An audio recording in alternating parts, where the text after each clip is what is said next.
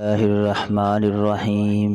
الحمد لله رب العالمين، والصلاة والسلام على سيد المرسلين. اللهم صل على سيدنا مولانا محمد معدن الجود والكرم وآله وبارك وسلم. أما بعد، فأعوذ بالله من الشيطان الرجيم.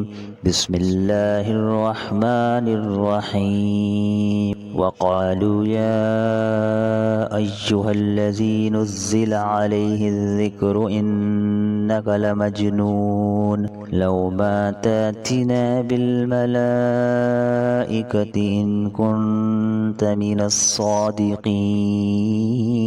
صدق اللہ العظیم. ترجمہ کنز الایمان.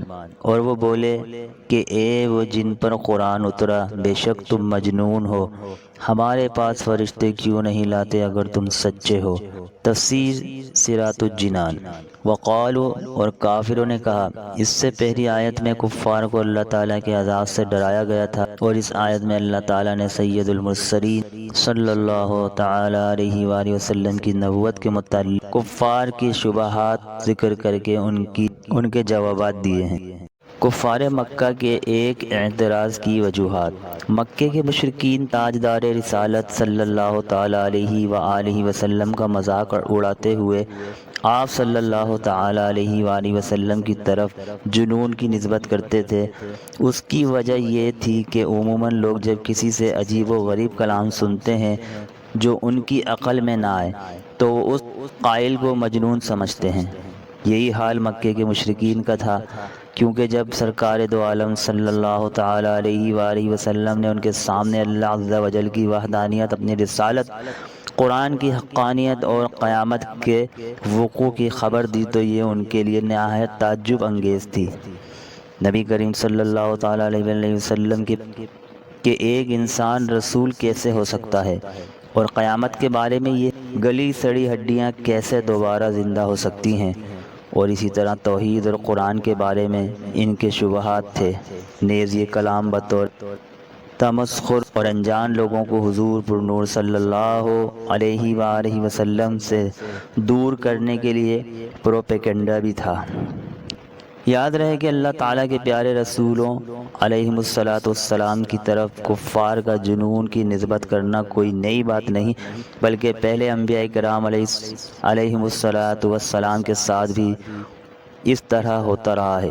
جیسے کہ حضرت موسیٰ علیہ السلام کے زمانے میں فرعون نے بھی آپ علیہ السلام کو مجنون کہا تھا. ارشاد باری تعالیٰ ہے قال ان رسولکم الذی ارسل الیکم لمجنون. سورہ شورى آیت نمبر 27. ترجمہ کنز العرفان. فرعون نے کہا بے شک تمہارا یہ رسول جو تمہاری طرف بھیجا گیا ہے ضرور دیوانہ ہے. یوں ہی حضرت نوح علیہ السلام کی قوم نے آپ علیہ السلام کو مجنون کہا تھا.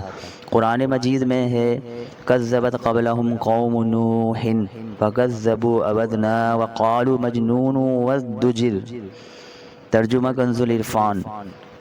ان سے پہلے نوح کی قوم نے جھٹلایا تھا، انہوں نے ہمارے بندے کو جھوٹا کہا اور کہنے لگے نوح کو جھڑکا گیا.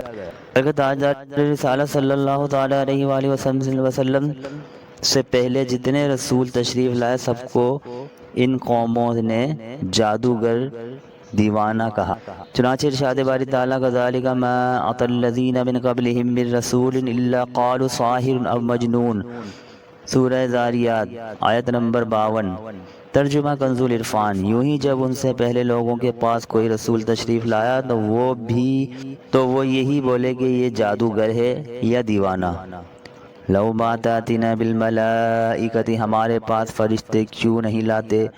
کفار مکہ نے حضور انور صلی اللہ تعالیٰ علیہ وآلہ وسلم اگر آپ اپنی اس بات میں سچے ہیں کہ اللہ تعالیٰ نے آپ کو رسول بنا کر ہماری طرف مبعوث فرمایا اور آپ صلی اللہ تعالیٰ علیہ وآلہ وسلم پر کتاب نازل فرمائی ہے، تو پھر آپ ہمارے پاس فرشتے کیوں نہیں لاتے تاکہ وہ آپ کے دعوے کی سچائی پر گواہی دیں.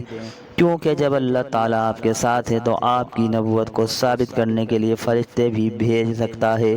اللہ تعالیٰ نے کفار کے اس شبے کا جواب دیا، وہ اگلی آیت میں مذکور ہے۔ میرا یہ بیان آپ کو پسند آیا تو اسے شیئر کیجئے، لائک کیجئے اور اللہ کا پیغام آگے تک پہنچائیے اور ڈھیروں نیکیاں کمائیے۔ جزاک اللہ